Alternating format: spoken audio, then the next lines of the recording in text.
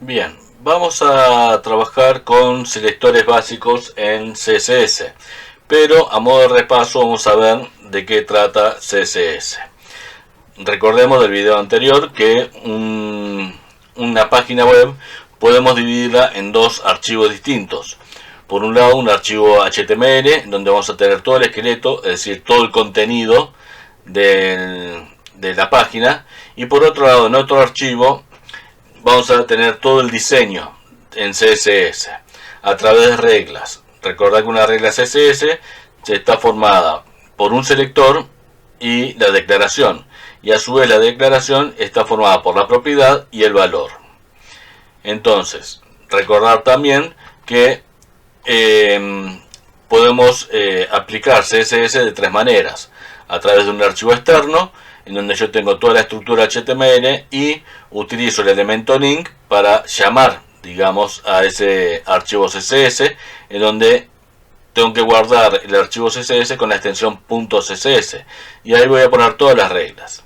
La otra forma es a través del elemento style en el head, en donde yo voy a poner todas las reglas CSS, y por último el atributo style en el elemento, en donde en el elemento de apertura voy a utilizar el atributo style, y ahí es donde voy a poner la regla CSS.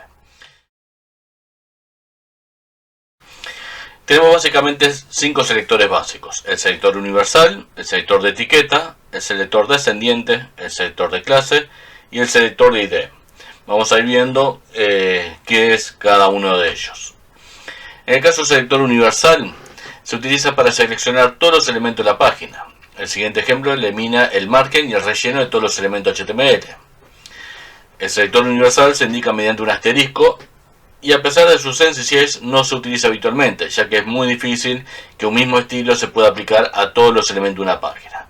En realidad, este selector generalmente no lo utilizamos, no lo vamos a trabajar en clase, así que solamente para que sepan que existe. Luego tenemos el selector de etiqueta. Selecciona todos los elementos de la página cuya etiqueta HTML coincide con el valor del selector. El siguiente ejemplo aplica diferentes estilos a los titulares y a los párrafos de una página HTML. Este selector lo que nos permite es aplicar reglas CSS a las etiquetas de HTML. En este caso a la etiqueta H1, H2 y a la etiqueta de párrafo. Es un selector que se puede utilizar mucho. Luego tenemos el selector descendiente. Selecciona los elementos que se encuentran dentro de otros elementos. Un elemento es descendiente de otro cuando se encuentra entre las etiquetas de apertura y de cierre de otro elemento. El selector del siguiente ejemplo selecciona todos los elementos span de la página que se encuentran dentro de un elemento P. Esto que nos permite ser más eficiente a la hora de crear reglas CSS, para ser más específicos. Entonces, si yo quiero aplicarle, por ejemplo, en este caso, al texto 1 un color rojo, pero que el texto 2 no lo tenga, entonces lo que hago, voy a usar el elemento span dentro del elemento P. Entonces de esta manera me permite generar una regla CSS más específica. Luego tenemos el selector de clase. ¿Cómo se puede aplicar estilo CSS solo al primer párrafo? El selector de la etiqueta P no se puede utilizar porque se le aplicaría a todos los párrafos. La solución consiste en utilizar el atributo class de HTML sobre ese elemento para indicar directamente la regla CSS que se le debe aplicar. En el archivo CSS se crea la regla llamada punto destacado con todos los estilos que se van a aplicar al elemento. Para que el navegador no confunda este selector con los otros tipos de selectores, se le pone un punto antes del selector. El selector punto destacado se interpreta como cualquier elemento de la página cuyo atributo class sea igual a destacado, por lo que solamente el primer párrafo cumple esta condición. Este tipo de selector es más específico todavía que el selector anterior, que el selector descendiente, porque lo que hago es utilizar el atributo class, el atributo de clase de los elementos. Y esto me permite crear una regla CSS que lo puedo aplicar a distintos elementos. Entonces, en vez de usar selectores descendientes, lo que hago es crear un selector de clase, y ese selector de clase lo aplico a distintos elementos. Tengo que tener claro que cuando creo la regla CSS, yo tengo que poner un punto delante de la palabra que voy a utilizar como selector de clase. En este caso se utiliza la clase destacado y la regla se utiliza punto destacado. Y luego tengo el selector de ID, que es similar al de clase pero más específico todavía. En ocasiones es necesario aplicar estilos CSS a un único elemento de la página.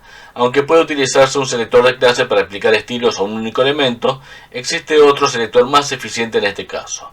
El selector de ID permite seleccionar un elemento de la página a través del valor de su atributo ID. Este tipo de selectores solo seleccionan un elemento de la página porque el valor del atributo ID no se puede repetir en dos elementos diferentes de una misma página.